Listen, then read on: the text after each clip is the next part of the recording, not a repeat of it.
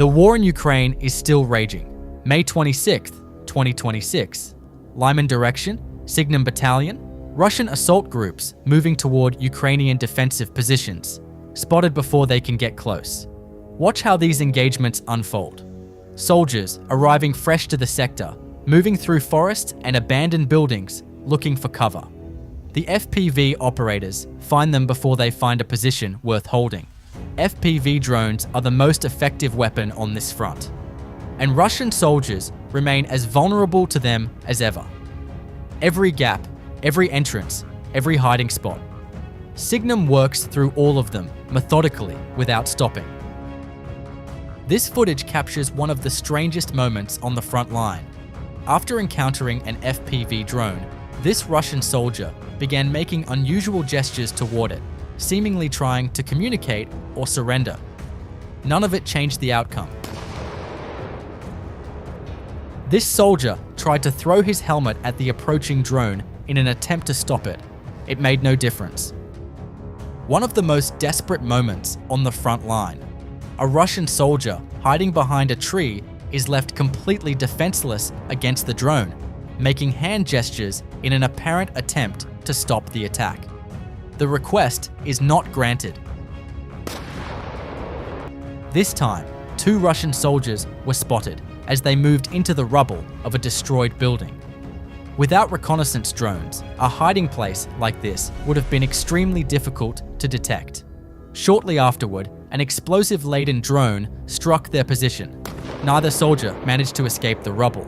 When reconnaissance drones can locate soldiers hiding inside collapsed buildings, is there any urban cover left that actually works on this front? A Russian quadrider with a Wagner PMC patch was struck by fiber-optic FPV drone operators from the 93rd Mechanized Brigade Kholodny Yar. The drone hit him from behind. He did not survive. In this footage, a Russian soldier wandering through a ruined, abandoned area was spotted by Magyar Birds operators. His shelter was likely somewhere nearby among the rubble. The soldier appeared completely unaware that reconnaissance drones were already tracking him. By that point, an FPV drone had already been dispatched. As the drone closed in, he likely heard it at the last moment and tried to hide beneath a bush. Even as the FPV drone approached, he chose to remain completely still. It wasn't enough to escape the strike. This soldier tried to use a tree as natural cover against the drone, but it still wasn't enough to save him. The explosive carried by the drone created a powerful shrapnel effect, making the tree useless as protection. In the same area, more Russian soldiers became targets of Ukrainian FPV drones. Some of them did not even appear to be carrying weapons. The footage highlights how dangerous even basic movement on the front line has become. Soldiers moving between positions, searching for shelter, or trying to reach cover are often detected long before they realize they are being watched. Once the reconnaissance drones locate them, FPV drones are usually sent in within minutes.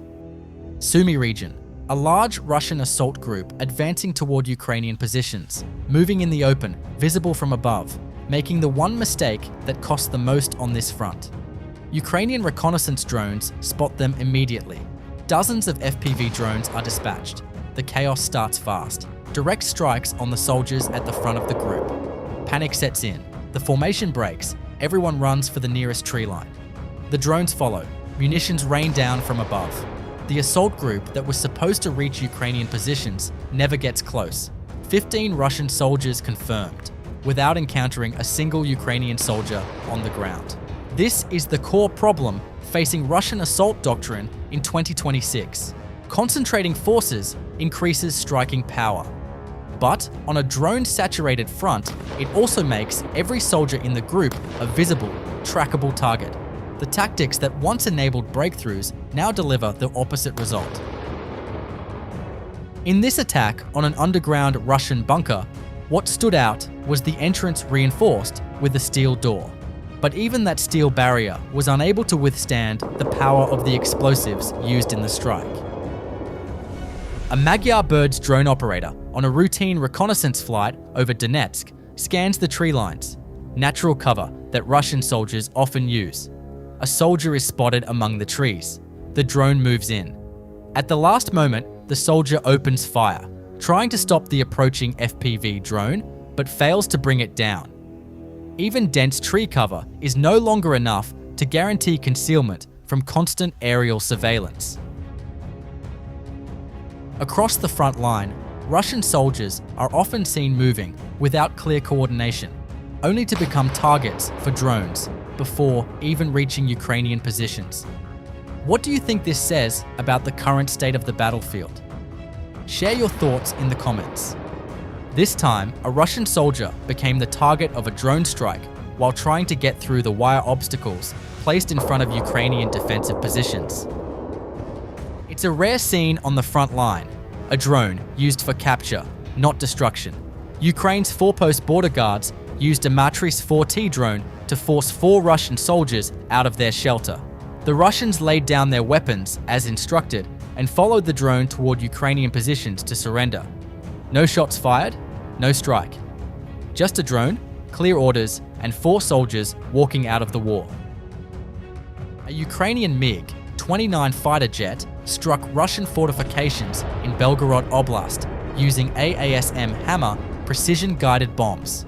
The airstrike targeted reinforced positions, likely a command post or troop shelter. Concrete and steel were not enough to withstand the explosion. Muramasa Drone Unit, 3rd Army Corps. Ukrainian FPV drones infiltrating Russian logistics routes. Military trucks carrying ammunition and personnel toward the front line. All spotted, all struck before they arrive. Every truck that doesn't reach its destination is a resupply that fails.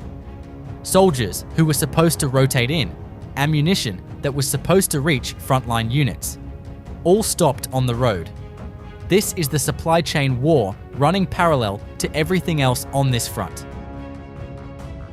2 abandoned houses that had been turned into Russian positions were completely destroyed by Ukrainian drones. Many Russian soldiers see these structures as safer than trenches, but in reality, they can become even deadlier traps than open ground. Once targeted, escaping the strike becomes nearly impossible. A total of 12 Russian soldiers lost their lives inside the 2 buildings. Lyman Sector, NC-13 unit, 2 unmanned ground vehicles, both loaded with explosives, moving toward a Russian position where soldiers believed they were completely safe. First vehicle closes in and detonates. The position takes a direct hit. Then the second vehicle arrives, finishing what the first started. The shelter that was still partially standing collapses entirely. 2 runs, 2 detonations, no survivors. This is what robotic warfare looks like in practice. No pilot exposed, no crew at risk. The machines go in, and the position ceases to exist. 21st UAS Regiment, Kraken 1654. Ukrainian drones equipped with autonomous terminal guidance strike Russian military vehicles on supply roads. When electronic warfare cuts the signal, the AI locks onto the target and completes the strike on its own. The truck is hit. The supplies don't reach the front. This is not a one-time ambush. This is systematic targeting of Russian logistics using drones that don't need a pilot to guide them to the target. Once the operator identifies the vehicle, the drone is released. Even if EW works, the drone finishes the job. Ukraine's Khyzhak Brigade. And the target list includes something worth noting. 2 North Korean Type 75 multiple rocket launcher systems destroyed. North Korean hardware on a Ukrainian front line manufactured in Pyongyang, shipped to Russia, and now burning in the Vovchansk direction. Alongside them, tanks, artillery, vehicles, and a Russian UAV operator position eliminated. A portable radar station also taken out. This is the expanding scope of what Ukraine is facing. Not just Russian equipment, North Korean systems deployed and operational on the Eastern Front. When North Korean rocket systems are being destroyed on Ukrainian soil. What does that tell you about how far Russia's alliance network has extended to sustain this war. That's everything for today. Here's where the front stands as of May 26th, day 1553 of this war. Over the past day, 267 combat clashes were recorded, with 47 assaults repelled in the Pokrovsk sector alone. Russian forces launched 79 airstrikes, dropped 254 guided bombs, and deployed 8,684 kamikaze drones. Russian total losses have now crossed 1,357,950 personnel, with 1,010 casualties in the last 24 hours, plus 1,790 UAVs and 64 artillery systems destroyed. Overnight, Ukrainian forces struck the Belets oil depot in Bryansk region, ammunition storage sites in occupied Crimea and Novoye Anisol, a logistics depot near Dokuchayevsk, and a communications node in Ivanivka. Russian artillery command positions near Troitsky were also hit. According to the Institute for the Study of War, Russia has lost ground on the front line for the first time since the summer of 2024, and the tide of the war is shifting in Ukraine's favor. Ukrainian drone strikes on Russian logistics have forced Russia to block the key Novorossiya supply route in occupied southern Ukraine. The front holds. The drone war never stops. Subscribe for daily frontline coverage. No agenda, just the facts. See you in the next one.